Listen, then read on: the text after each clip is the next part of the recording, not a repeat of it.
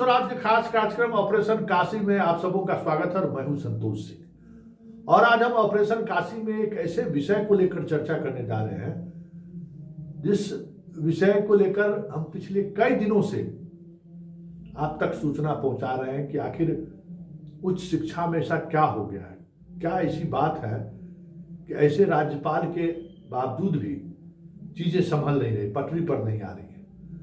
ऐसा राज्यपाल जो खुद नैतिकता की बात करता हो, राष्ट्रवाद की बात करता हो, गीता की बात करता हो, साहित्य और साइंस से जिसे लगाव हो, ऐसे व्यक्ति के व्यक्तित्व के बावजूद भी विश्वविद्यालय में ये खेला क्यों हो रहा है। तो एक देसाई दिखाई दिया, भाई देसाई के बारे में कहा जा रहा है कि सब कुछ वही कर रहा है। अब एक और बंदे के बारे में पता चला है, याज्ञवल शुक्ला जी हैं, विद्यार्थी परिषद के हैं। इस पर चर्चा होगी। अभी छठ दीपावली है, चलिए चीज़ों को आगे बढ़ते रहिए। सब याज्ञवल शुक्ला जी का भी हम बायोग्राफी पलट रहे हैं, पता चल रहा है कि क्या क्या है, झारखंड में उन्होंने क्या किया, फिर बिहार कैसे आए। ऐसे ही से लोगों की जरूरत है विद्यार्थी परिषद में। हरेंद्र जी और शशि जी लोगों का जमाना तो गया, अब ऐसे ही लोग आ रहे हैं। तो क्या करें, कहाँ से नया चरित्रवान चाल चरित्र चेहरा वाला व्यक्ति लाएगा भाई। अब न वो हंडी रहा, न वो अब तावा रहा। अब समाज में ही ऐसे ही लोग मिलता है तो क्या करेगा। खैर चलिए, ये देसाई जी का जब एपिसोड शुरू किए, देसाई जी के बारे में जब खंगालना हम शुरू किए हैं, तो इसी दौरान एक रजिस्ट्रार के बारे में जानकारी हमको मिली कि बड़ा कलाकार निकला राज्यपाल है कि हाँ, फाइल उसी का रखा हुआ है हटाने का, उसी के फाइल पर जो है कुंडली मार के बैठा हुआ है देसाई। तुमको भाई कोई रजिस्ट्रार होंगे। अचानक मुझे याद आया कि अरे जेपी विश्वविद्यालय के रजिस्ट्रार साहब तो रंजीत बाबू हैं, पुराने हमारे मित्र हैं। भ्रष्टाचार के खिलाफ हम लड़ाई लड़ रहे थे खबरों के माध्यम से, कि हमारे साथ खड़े हुए थे। एगो गुप्ता जी थे, वहाँ वाइस चांसलर बन के आए थे जेपी विश्वविद्यालय में। उनके खिलाफ बड़ा भ्रष्टाचारी आदमी था, सबको तबाह किए हुए था, यूनिवर्सिटी का भ्रष्ट भी या तबाह भी किए हुए था। इसी तरीके से हमारे पास कुछ लोग आ गए, जानकारी मिलनी शुरू हुई तो फिर शुरू हुआ ऑपरेशन काशी। अंतिम दम तक लड़ाई लड़ा गया। उसमें रंजीत बाबू मेरे साथ थे, हर तरह के डॉक्यूमेंट से लेके सब कुछ हमको मुहैया कराते थे। बेगूसराय का आदमी भाई लड़ाकू आदमी होता है ना, फाइट किया गया, बबलू को भगाया, एक और सब भागे।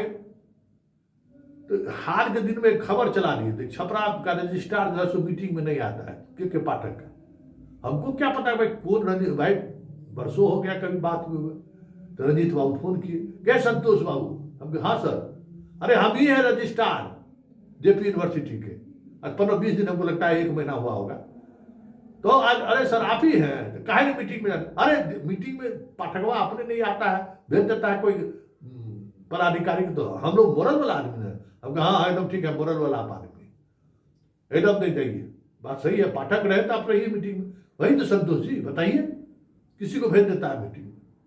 बात आई गई कि देसाई का जब हम खबर चलाना शुरू किए, खबर चला ही रहे थे तो उसमें रंजीत सिंह फिर नाम आना शुरू हुआ कि भाई ये कौन ऐसा आदमी है जो एक दिन में 120 को चेक काट दिया। भाई सर देखिए क्या होता है, जब आप खबर बनाएंगे ना, खबर चलती है तो कई तरह का इंफॉर्मेशन आपको आता रहता है, कई लोगों का फोन आता रहता है, उसमें डॉक्यूमेंट्स भी आता रहता है। सारा डॉक्यूमेंट्स का हम अध्ययन करना शुरू किए। फिर अचानक आज सुबह में आया कि भाई तो मेरे हम रही रंजीत बाबू लग रहा है फोटो से। तो कभी हम मिले नहीं है, फोन पर बातचीत होता है, तो हमरे रंजीत बाबू लग रहे हैं। बताइए, फाइटर बनने का सहयोग कर रहे थे ये, आज अपने ही काम कर दिए। और ऐसा शर्मसार करने वाला काम हम फोन भी नहीं करने के, किस खबर का पुष्टि उनसे हम क्या करें। बताइए कि एक दिन में 122। और इस कॉलेज के बारे में हमको जानकारी है, जो पहले थे पांडे जी विधान परिषद जो थे, वो भी लड़ाई लड़ते थे इस कॉलेज के बारे में। महंत का कॉलेज में बड़ा विवाद रहता था, केदार पांडे जी। केदार पांडे जी के पास कभी कभी बैठते थे तो इस कॉलेज की चर्चा होती रहती थी। अब बताइए, ऐसा कॉलेज का जो है सो भुगतान कर दिए जनाब, एक दिन में सब पैसा भी निकल गया। और उसके बाद हद तो ये है, उस अकाउंट में जो पैसा आया है उसमें एगो खबर आ रही है कि विधान पार्षद है सजदानंद, वो भी पैसा 30 की 33 लाख कलकत्ता के अकाउंट से भेजे हैं। वो सब डॉक्यूमेंट्स हम दिख रहे हैं। लेकिन रंजीत बाबू, आप हमको बहुत निराश किए। आप जैसा आदमी जो भ्रष्टाचार को लेकर इतनी बड़ी बड़ी बात करते थे, एक एक शब्द आपका याद है हमारे जहन में, लेकिन जब आप कुर्सी पर बैठे तो उम्मीद था कि आप कुछ बदलाव करते, नई बातें सामने आती। और भाई सबसे बड़ी बात यह, हम तो हमारे आपकी बातचीत में तो आप तो प्रधानमंत्री मोदी को लेकर बहुत प्रोग्रेसिव ख्याल रखते हैं। कैसे बना दिया आपको रजिस्ट्रार भाई? आप तो खुलकर बोलने वाले आदमी हैं, मर्द आदमी हैं। मोदी को के वैचारिकता को लेकर आप सवाल खड़े करते रहे हैं, फिर कैसे रजिस्ट्रार बन गए? तो जब आप रजिस्ट्रार बन गए तो आप कुछ दिखाते हैं, रजिस्ट्रार क्या होता है। ये दलदल में फंसने की क्या जरूरत है? इस तरीके से अगर चीजें सामने आ रही हैं, हर सवाल, हर फाइल पे सवाल है। जी के पाठक वेतन बंद कर दिया, आपको परीक्षा समय पर नहीं ले रहे हैं। पूर्व का वाइस चांसलर FIR दर्ज करने तक की बात कह दिया है। वाइस चांसलर की बात नहीं, किसी सिन्हा का भी बात आप नहीं मानते हैं। तो आपसे तो ये उम्मीद नहीं रख सकते हम लोग जैसे पत्रकार। आप लड़ाकू आदमी थे, कुछ बदलने का काम करते थे। छपरा यूनिवर्सिटी का माहौल बदलता, पठन पाठन वाली बात सामने आती, तो आप क्या कर रहे हैं? आप तो अद्भुत निशानी छोड़ के जा रहे। कैसे हम लोग भरोसा करेंगे? अब तो हम लोग यही मानेंगे कि जो भ्रष्टाचार के खिलाफ लड़ने वाला है वो कहीं न कहीं अपने भ्रष्टाचार का रास्ता तलाश रहा है। इसका तो यही मतलब होगा ना कि रंजीत कुमार जैसे व्यक्ति रजिस्ट्रार बने और वो भी वही काम कर रहे हैं। कहीं से कोई हाई कोर्ट में माफी मांगे अलग बात है, संतोष सिंह की अदालत में भी आपको माफी नहीं मिलेगा। 122 चेक एक दिन में काटने का मतलब क्या है? बाकी जितनी चीजें आ रही हैं, अब पेमेंट परीक्षा का वो रुका हुआ है, कोई वहां पर कोई एजेंसी है उस कमीशन की बात कर रहा है, कमीशन आपको नहीं दे रहा है इसलिए आप उसको रिजल्ट में अरंगा लगाए हुए। अब बताइए, इस तरीके की चीजें अगर रंजीत बाबू जैसे लोगों के बारे में जानकारी मिले, वो भी डॉक्यूमेंट्स के साथ, क्या वो शर्मसार होने के बाद हम अपने आप को शर्मसार महसूस कर रहे हैं। बताइए, ये आदमी एक कुलपति के लिए इतनी मजबूती से भ्रष्टाचार के खिलाफ लड़ने वाला आदमी खुद रजिस्ट्रार बने तो भ्रष्टाचार के दलदल में, यही कहते सिस्टम में जहां लोग पहुंचता है ना, सबका अकल ठिकाने आता है।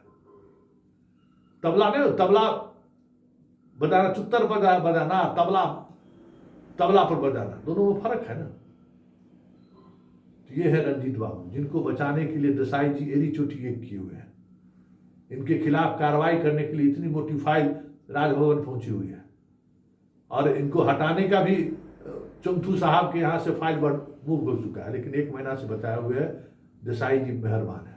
तो देसाई जी तो बीजेपी के और संघ के प्रति भी जिम्मेवार नहीं है। जो व्यक्ति संघ नरेंद्र मोदी को दिन में 34 बार गाली देता है, उस व्यक्ति पर भी कार्रवाई करने से अगर ये जनाब रोक रहे हैं तो बहुत बड़ी बात है।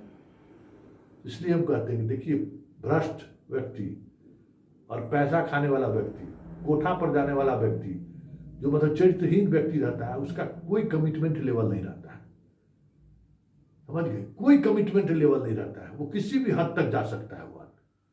इसलिए देखिए देसाई का, रंजीत बाबू तो जो है किए सो किए, या नहीं किए तो नहीं किए, किए तो किए जो किए। लेकिन बताइए, ये फाइल लेके बैठा हुआ है, ये चल रहा है बिहार में, और इसी के सहारे वाइस चांसलर और इसी तरह के रजिस्ट्रार के सहारे चले हैं बिहार सुधारने के लिए।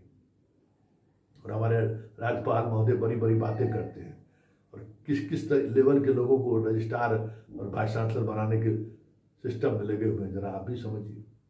चलिए, रंजीत बाबू सही नहीं किया, हमको इतना साहस नहीं हुआ कि हम आपसे फोन पर बात, साहस की बात नहीं है, हम आपको फोन नहीं किए, शर्मिंदा महसूस करते हैं कि आप जैसे आदमी से ये स्थिति बनेगी। बताइए, हाई कोर्ट से माफी मांग रहे हैं, पैसा लौटा रहे हैं, आपको जानकारी नहीं था?